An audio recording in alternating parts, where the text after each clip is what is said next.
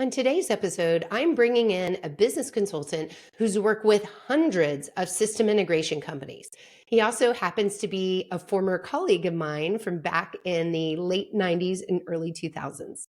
Together, we'll talk about internal and external factors that impede growth for organizations and specific tactics that companies can take to get growth back on track. Let's do this. Welcome to Content Marketing Engineered, your source for building trust and generating demand with technical content. Here is your host, Wendy Covey. Hi, and welcome to Content Marketing Engineered. On each episode, I'll break down an industry trend, challenge, or best practice in reaching technical audiences. You'll meet colleagues, friends, and clients of mine who will stop by to share their stories. And I hope that you leave each episode feeling inspired and ready to take action. Before we jump in, I'd like to give a brief shout out to my agency, True Marketing. True is a full service agency located in beautiful Austin, Texas, serving highly technical companies. For more information, visit truemarketing.com. And now on with our podcast. Hey everyone, and welcome to another episode of Content Marketing Engineered. I'm joined today by Jack Barber from Exotech, and Jack and I go way back, so it's very exciting to see you, Jack, and to have you on the show today. Great to be back with you. Yeah, the last time you were a guest on the show, so your second timer, was back in 2020, and Jack, fun fact, your episode was one of our most popular in all the years I've had this podcast. So congratulations for that. Super. Our focus at the time was on business strategy and business planning. And so those of you who missed that episode need to go back, check it out. And you can also hear a little walk down memory lane as Jack and I talked about how we worked together as far back as 1997 at National Instruments. But now here we are today. And Jack, how long have you been a senior management consultant at Exotech? Well, after I completed my 30-year career at National Instruments, I spent it's coming up on 7 years that I've been with Exotech. 7 years. Wow. And I know that you've worked with hundreds of system integration companies, helping them to do everything from troubleshoot business issues to formal strategy development and business planning for their organizations. You help certify system integration companies for CSIA. And so you are really embroiled within their business when it comes to, just all things planning and growth. So I'm excited to have you on the show today to talk about growth. But before we do, just tell me a little bit more about Exotech and what you do specifically. Yeah, so Exotech is, I'll call it a boutique management consulting firm because we focus very specifically on our clientele, which are all 100% system integrators and really industrial system integrators, so people that are installing systems into manufacturing type of processes. So that's the business we know well, and as you said, we've been through hundreds of these type of companies, and our job is to help them build a better integration business by sharing thoughts and best practices, and we do that in three different ways. I've come to refer to them as the 3 Ps. We help them with their planning, we help them with their people development, and we help them with their processes. Awesome. And so today, I guess we're more focused on the planning part more than anything else. And I know that companies, we're at the middle of the year here, and companies are considering growth. Are we meeting our growth goals? Are we behind? What's impeding our ability to grow? And there's external factors, right? Like I mentioned, it was COVID times last time you were on. Obviously, external factors loom large, but there's also a lot of internal factors that impede growth. So what are some of the things that you're seeing with SIs where they're maybe hurting themselves and holding themselves back from growth? Yeah, absolutely. One of the struggles that's real common for system integrators is the business development side of the equation. The words that nobody likes to say as an engineer, marketing and sales. These system integration companies tend to be run and led by engineers that are uncomfortable with the idea of selling, don't like the idea of marketing, but those those things are fundamental to doing business development, meaning finding new business or deepening business. So they kind of have to get over themselves a bit. I know one of the things I wanted to talk to you guys today is what I call the one-off mentality. It's real common in this area with system integrators. They're engineers by heart, and that they love the one-off. They love solving new problems, and I get it. I have an engineering degree myself, and so I totally get the idea of the excitement of doing new things. But really, kind of one of the first things that I thought we should talk about is helping system integrators get focus. And I know that you'll appreciate this because you've worked with system integrators. A lot of them would position themselves as generalists, hey, we'll do anything for anybody kind of thing, and are excited by that prospect. But the reality is that it's very difficult to market. Yeah, there's no message or differentiation, and we can do anything for anyone. Yeah. And they probably can, but that's not marketable in one sense. It doesn't give you a target audience. It doesn't give you the ability to differentiate your eyes in the eyes of your customers. You don't get to have much of their voice in your messaging. You just have to tend to kind of talk about your technical capabilities, and that may or may not resonate. Probably won't resonate with clients as much as saying, we know your problems and we solve these type of problems for you. That becomes actionable from a marketing perspective, and that will lead to new business. Yeah, it seems like there's this fear if a company says we're really good at these particular applications, X, Y, and Z, that it means that by default, they won't be able to work on those new exciting things and they'll repel them. But that's not necessarily the case, right, Jack? Yeah, it doesn't mean that they have to turn away work that shows up, but to have an effective business development strategy, they really need to be able to say, okay, we can do lots of things. These are things that we're really good at, or things that we want to do more of.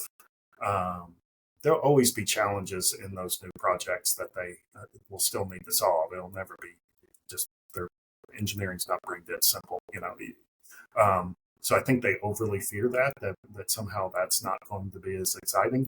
And, ultimately some of the excitement is getting the traction to build a business and win more opportunities for your engineers. Right. So working more efficient, being more scalable by having some repeatable processes over doing similar applications over and over. So I see where that would help the business. And I'll tell you, on the marketing side, of course, establishing credibility in a niche application is wonderful. We love that as marketers because we can, as you say, bring the customer's voice in, create content around that, and prove that you're the expert in that application, not only to the prospect, but also to Google and other search engines that are, when someone's going to look for you, you're going to show up for those search terms. Right. So Jack, tell me also, what about searching for new clients versus gaining traction with existing clients and growing from within? Do you see some imbalance there, or chasing kind of the shiny new objects? Yeah. That's another challenge with just this business and kind of the mentality. There's often the sense that we just need to wrap up this project and rush off to the next one. And a lot of times that means they aren't really closing the loop with the customer. Sure, they're making sure the customer's satisfied with that particular solution, but really going after, well, what's the next thing we can help you with, and opening the client's eyes to that. It seems attractive, like you said. The shiny object is to go find the next customer, to go do the next one-off thing for them. So it's a little bit wrapped up in that same sort of mentality, but really what we advise our clients on is to have discipline to do account development. So make sure you're exhausting the opportunities. It's always easier to win more business in an existing account that you've established relationship, you've done something successfully with, than it is to go find that next client. I mean, pretty much all system integrators would readily admit that's true. They just don't have the discipline to market back into and sell back into their existing accounts as much as they probably should. Is it discipline, or is it like it's the engineer that's owning this account and they're uncomfortable asking for, even approaching their point of contact to try to find new business? Yeah. I think it's a little of all of that. I think some of it is engineering's comfort level. We like to frame it as helping the customer solve the next problem, not selling them. Just find out what other problems they're having and how else you can help them. Somehow that makes it, less offensive to engineers. Right. That, hey, we're just trying to help them solve their next problem. They can get on board with that. But like I said, a lot of these are seller doer mentality, so they're off thinking about the next project, and they get so busy doing, they don't really have the discipline to go back and make sure that they followed up with their existing clients and say, like, one of the things we recommend is the so-called chiclet, which is have some sort of graphic that you can put in front of your clients to show everything you can do. Because often they are only associating you with the capabilities that you demonstrated in that one project. But if you can build, essentially, we call it chiclet, but essentially some framework, a diagram of this is everything we do for all of our clients, and then just sit down with the client and say, look, we did this for you. We did this PLC control application for you, but we also do MES, and we also do these other aspects that may be present in their manufacturing processes as well. And you just disrupt their notion of who you are and let them know that, no, we have the ability to solve these other problems for you. That can generate a lot of conversations. Using marketing, identify who in your database, what sort of persona they have and what they might be interested in, so that you can, when you've done that next case study that might resonate with your client base, do you have the mechanisms to know who even that content should be kind of surfaced to? That's the discipline that I'm talking about. It's not wizardry, but it's just basic blocking and tackling of account development things that are simple enough to do, but they take discipline to get them done. And it sounds like often, overlooked. And I love the idea of having a visual piece of content that's put in front of them that shows the capabilities. It's maybe a little bit sticky, in someone's mind. What about some people even kind of color code them? And, okay, we've helped you in these 3 areas, but these other 8, we haven't done anything with you. Why is that? Are you being served in that area?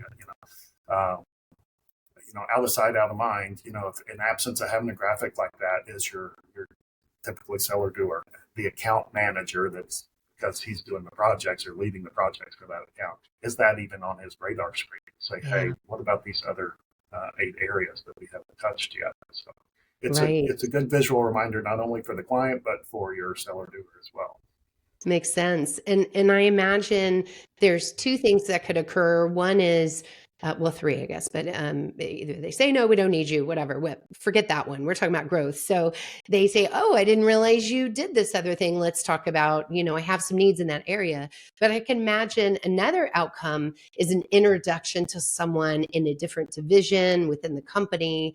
And now you're sort of starting a sales process over again, but you have a champion within the account that's helping broker that introduction. Yeah, does that happen often? Absolutely. That would be right square line in the middle of, okay, the next piece of advice is, after you've done that, if they say, sorry, there's nothing else you can help us with, it's like, okay, Mr. Customer, if that changes, let us know. Is there anybody else in your network that has similar problems that, we should talk to you? Do you mind making a, warm introduction for us? Relatively, again, easy to do. Whether or not they have the discipline to do it, probably not. I mean, system integrators will get to where they have dedicated sales resources when they grow large enough, and then maybe those sellers have the discipline to do it. But it's often missed too often, unfortunately. Yeah.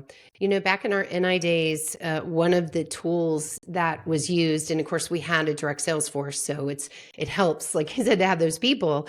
But one of the tools used was a lunch and learn. So it was, let's take an educational piece of content. Let's use that champion who had a good experience with us and see if they'll help organize this broader reaching presentation maybe there's food, whatever, but get yourself in front of people, but add value as you're doing it. So do you see, I know those sort of went away a little bit, certainly during COVID times, but even before then, webinars, other things were taking their place. But do you see those making a comeback at all, Jack? Is anybody doing those? Yeah, no, that's an excellent question. I'd say it's varied success. Thinking of a particular client that is interesting.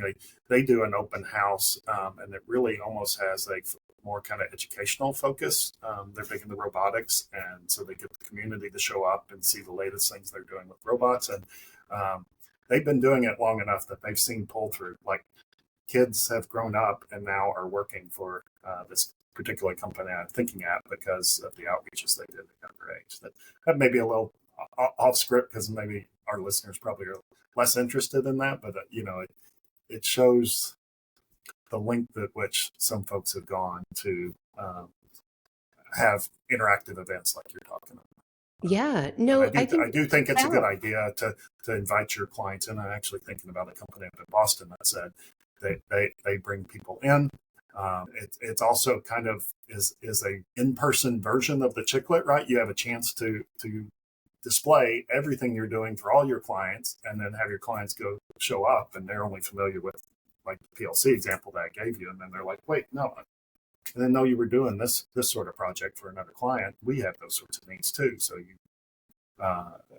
you can certainly see reason to invest in doing that. And I know we know from our NI days and what they call them CABs, the customer advisory boards and whatnot, the value of getting your clients to promote you is powerful. Yeah. And I like how you turned the concept on its head and had people coming to the office, because then they interact with each other and they can hear from each other's experiences. And if you feel pretty confident and that your customers are promoters for you, then there could be a lot of value in a gathering. Don't invite the detractors. Yeah. Let their invitation get lost in the ether, right?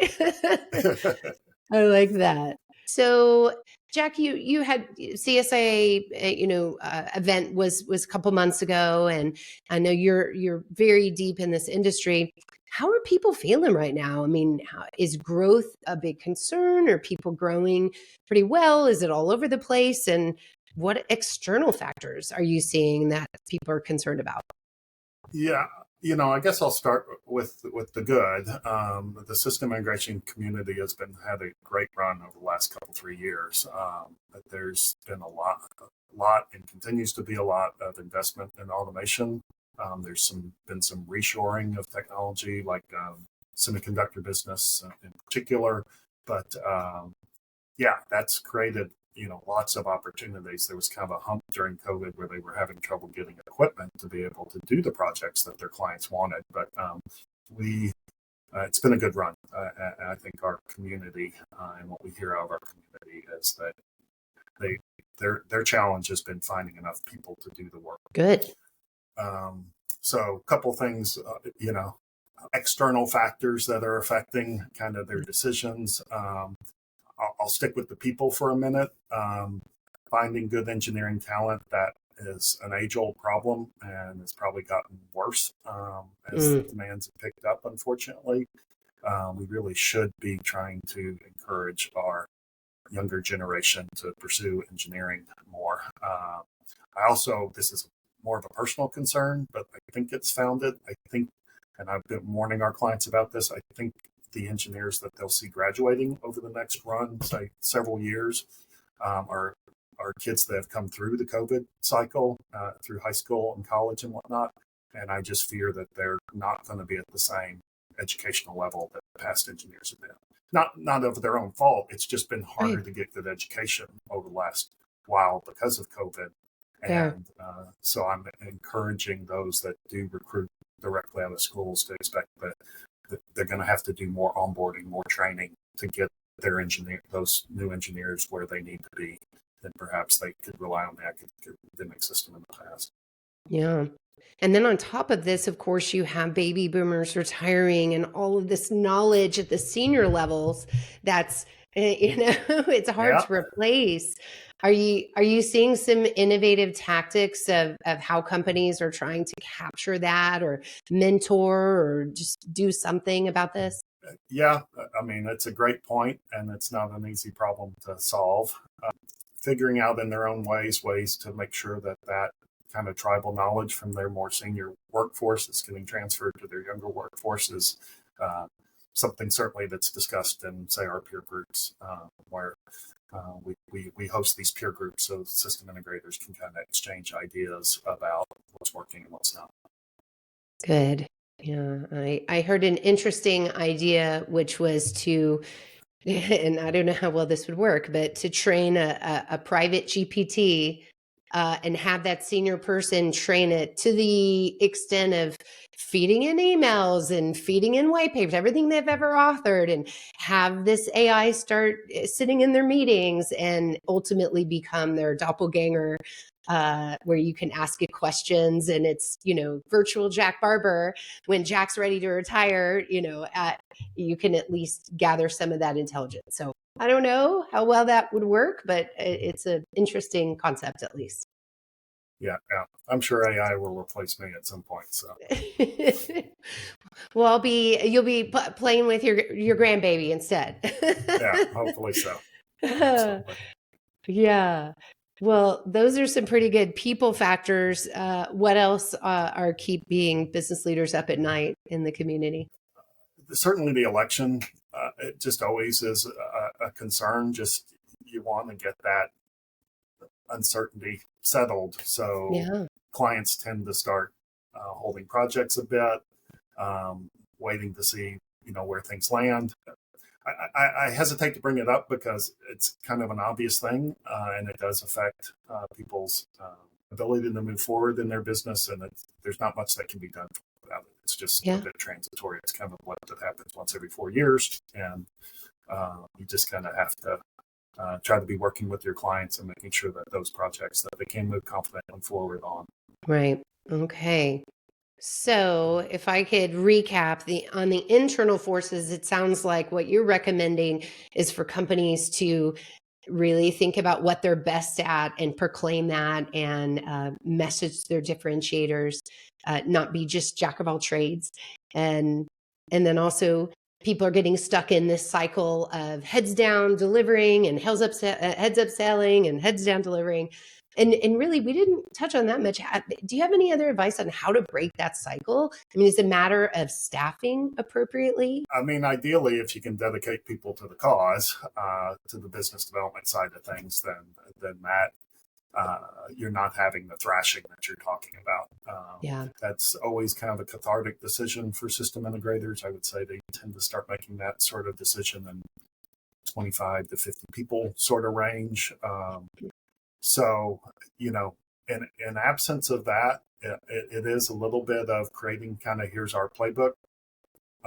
Here's okay, as you're the account person responsible for this account, and here's what we need to get done. So, Yeah. some of the ideas that I threw out before, just having a way to remind your seller doers that this is stuff that needs to get done and fit in around your project work. It goes back to that word discipline that you Yeah. spoke of, and setting that expectation of X% of your job needs to be focused on this business development function, or however you want to phrase it. Well, Jack, I know we just scratched the surface of all the advice you could be giving, but obviously that's what you do as a business. So at least people have some insight here. But if they want to learn more about Exotech and what you guys do and connect with you, where can they do that? Yeah, well, as we know, the web is king. So probably the easiest thing to do is point them to our website. It's www.exotech is exotek.com. That's a great place to get started. You can always reach me, which is just my name as it's spelled out there, Jack Barber at exotech.com, and be happy to sit down and find out what your business challenges are and see how best Exotech can support you. All right, very good. Well, and Jack, one more thing. Don't you have you have an industry newsletter called Industry Insights that can people subscribe to that on your website? Yeah. You mentioned the external factors, and so we on a quarterly basis do put out what we call our industry insights, where we're taking a look at what the latest vendor news releases are, what we're hearing out of different industry indicators like the PMI and the CO confidence index, things like that. We just try to pull that all together and then add our insights on top of it. So, All right, great. Well, we'll put a link to that page as well in our show notes. And lastly, I just want to thank you for swinging by today, Jack. It was wonderful to see you and hear from you. Appreciate it. yeah, always great catching up with you. Thanks for joining me today on Content Marketing Engineered. For show notes, including links to resources, visit truemarketing.com/podcast. While there, you can subscribe to our blog and our newsletter and order a copy of my book, Content Marketing Engineered. Also, I would love your reviews on this podcast. So please, when you get a chance, subscribe and leave me your review on your favorite podcast subscription platform.